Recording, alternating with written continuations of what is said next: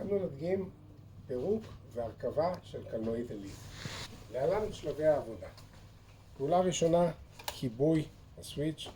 פעולה שנייה, שליפת הסוללה והנחתה בצד. רק אחרי שהסוללה בחוץ אנחנו מתחילים את הכיבוי. מה שאנחנו צריכים עכשיו זה ללחוץ את הפין הזה כלפי מעלה, ואז אנחנו יכולים להסיט את הכידון קדימה.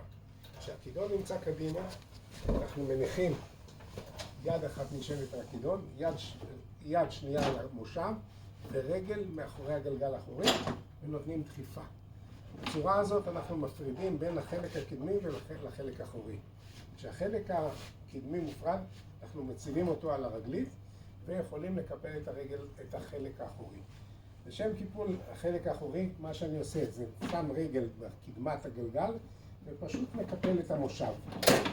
באופן אוטומטי, כל הקלנועית מתקפלת והיא קלה להרמה.